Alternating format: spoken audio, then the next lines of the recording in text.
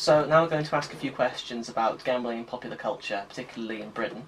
What do you feel is unique about gambling culture in the United Kingdom? Well, to be honest, I'm very lucky that I travel around the world and I see lots of different gambling cultures, and I wouldn't actually say Britain is unique in any way. Really? I think the perception from abroad is that Britain has always been a nation of gamblers. Now, Really? yeah, and the most interesting and most profound change that I've noticed since I came to this area was when the National Lottery was introduced in 1994.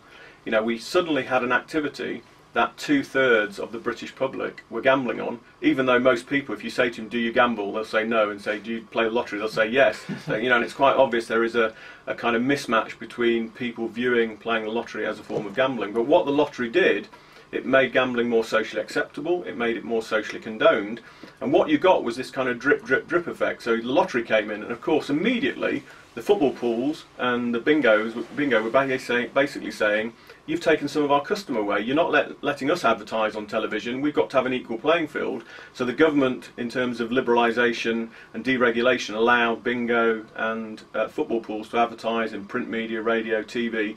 And then of course you've got the other parts of the industry saying, hang on a minute, why are scratch cards being advertised in the middle of Coronation Street?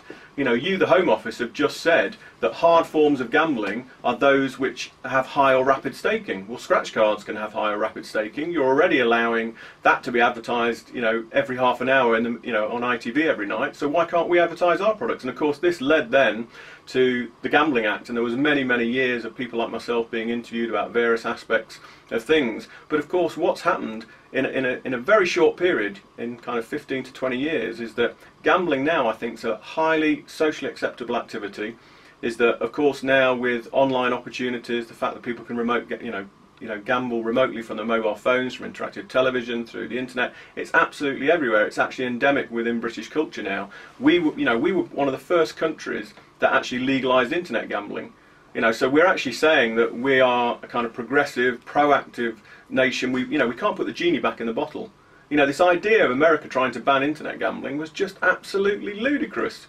Britain has actually taken a very progressive stance, a proactive stance. It's tried to literally grab the nettles and try and sort this problem out. So it's quite clear that we are, a gambling nation, because our successive governments have basically said people do want to gamble, we'll give them opportunities to gamble, but you as operators now have to put in place kind of harm minimisation measures, player protection measures, responsible gambling features, so that the harm can be kept to a minimum. So I think my perception is I don't think we're unique. And I'm very lucky because I do travel from country to country seeing gambling cultures. I think what we do have in this country is that we're a lot more kind of relaxed and tolerant of other people gambling, even if we don't gamble ourselves. There's a big anti-gambling kind of significant minority faction out there, and there are often a lot of faith groups, people that have been affected by gambling themselves. And you'll get that with alcohol, you'll get that with other kinds of illicit drugs. Gambling is no different. But I think, honestly, in 20 years, our kind of, the nation's kind of heartbeat on gambling has really softened, and that most people now, if you include the lottery, most people, gamble rather than not gamble.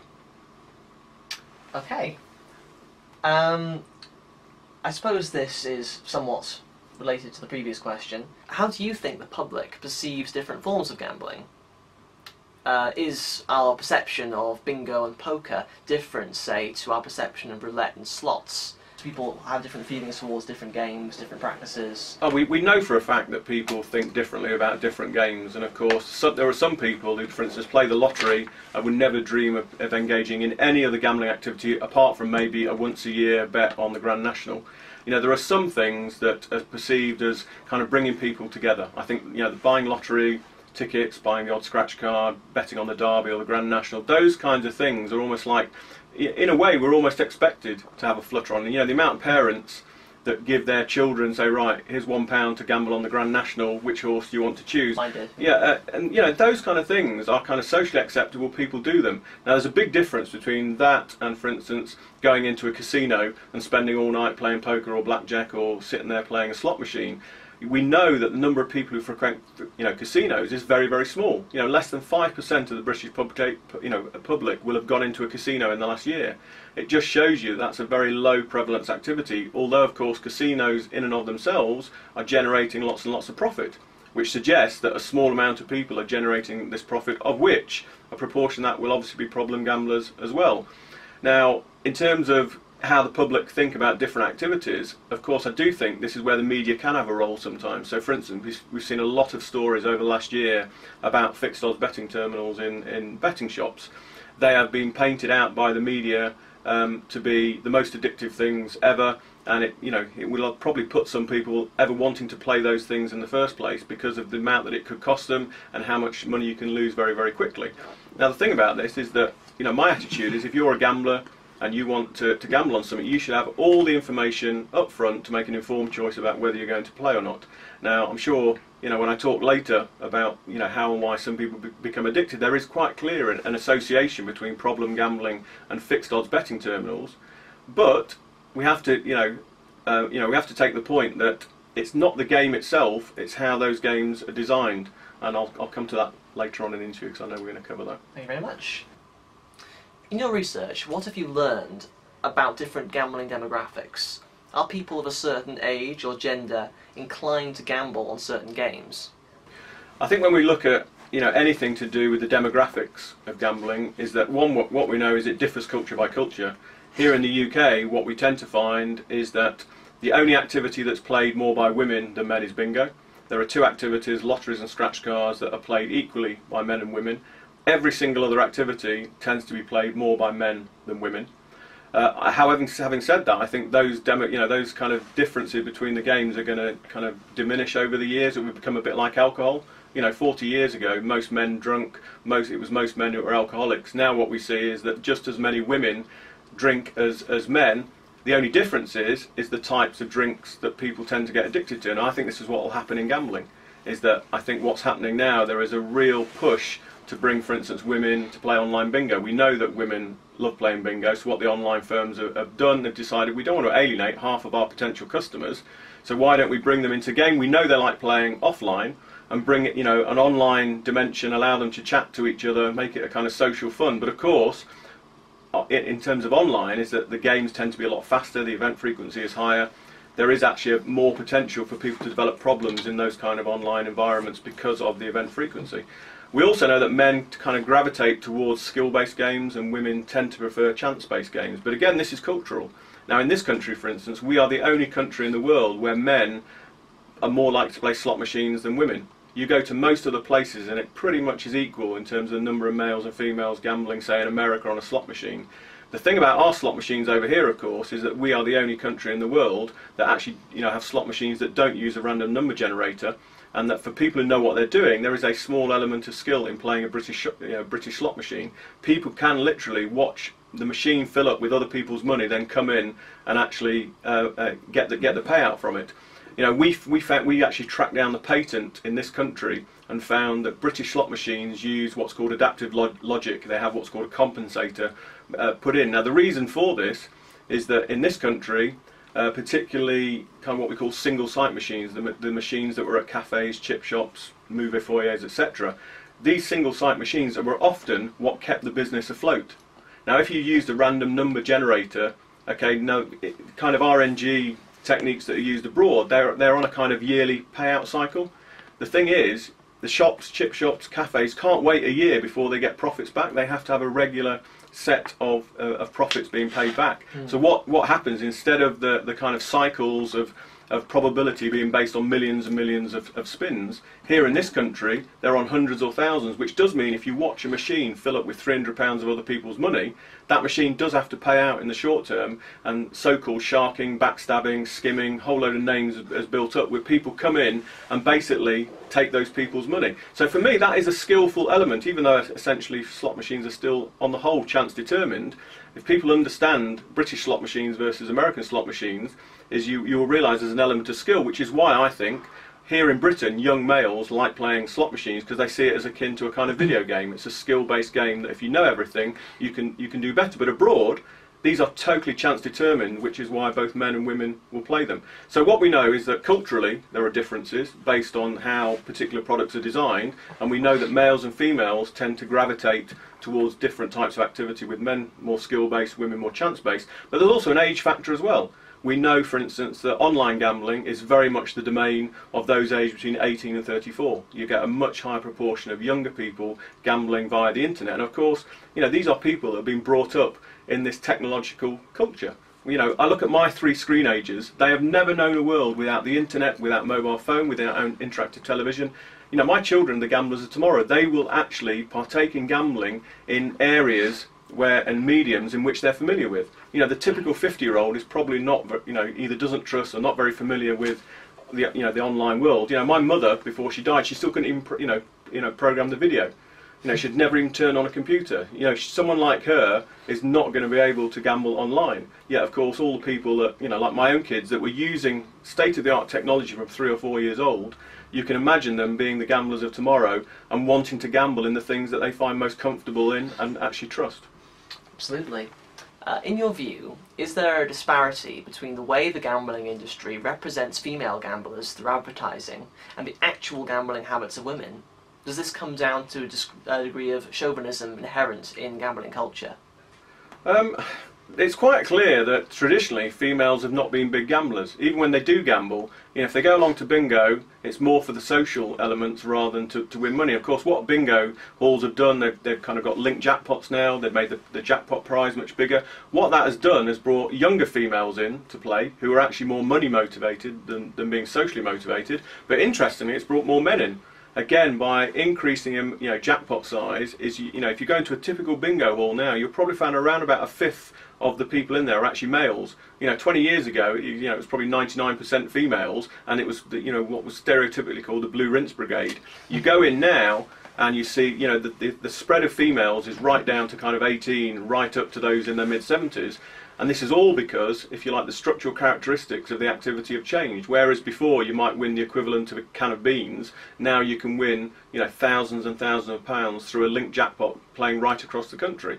Now obviously if I was running a gambling operation, what I don't want to do is alienate half my potential customers. So of course what people are doing now is feminising their products. So what are the bookmakers doing? Instead of having a kind of bet on who's going to win a particular league, it'll be who's going to be next evicted from the Big Brother house, who is going to win an Oscar this year, who is going to be evicted from I'm a Celebrity, Get Me Out of Here. They're going to choose activities that they think females will have an opinion on, might actually want to have a bet on as well. So it's not just the case of bringing an online bingo and actually catering for activities that females traditionally play anyway, is you've got to bring activities that you think females might actually have a view on and actually want to engage in. I think we'll see this right across the industry. Now I can't, one of the real blocks or one of the barriers for women at the moment is there are a lot of gambling environments are seen as very male biased and male based. If you walk into a typical casino, if you look at the people actually gambling, then probably 90% of them are men. There may be other women around watching, having a drink, watching their partner play or whatever, but people find those environments very male dominated, and as a result of that, women actually gambling in what they perceive to be male environments like a bookmaker's or like a casino, it's something that women may feel stigmatises them, or they feel alienated from it. And of course what some casinos are doing, and we've noticed it here in Nottingham, they have female night, women nights only. Women can come in, they get a free meal if they come, and then they can play and gamble in the casino. So I do think most sectors within the industry are starting to realise there are 100% of people out there. Why are we only catering for 50% of them? And I think you'll find lots and lots of advertising, marketing, and just different ways of gambling to bring that female audience in. Okay. And how has the increase in the number of celebrity endorsements of the gambling industry take Shane Warne's affiliation with 888 Casino, Ray Winstone's voiceovers for Bet365?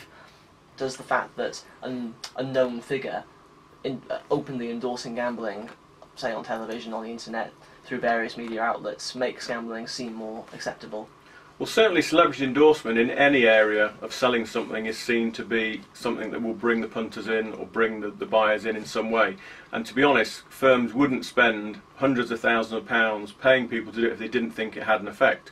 Now, with gambling, it can work really well for you, and it can actually go really wrong. I mean, the most classic case where a celebrity was used, where it actually resulted in people having a downturn in gambling, was when Billy Connolly advertised the National Lottery. At the time, he was purple bearded.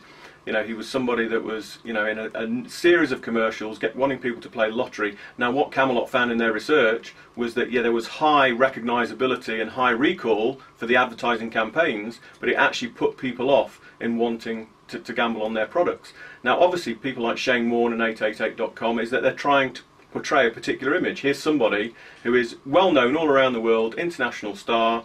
Okay, you know, it's basically saying if you come to 888, you're identifying with Shane Warne as an individual. You know, in effect, you're trying to say is I want to be something like Shane Warne, a successful man who's, you know, wealthy, got a beautiful girlfriend, etc., etc.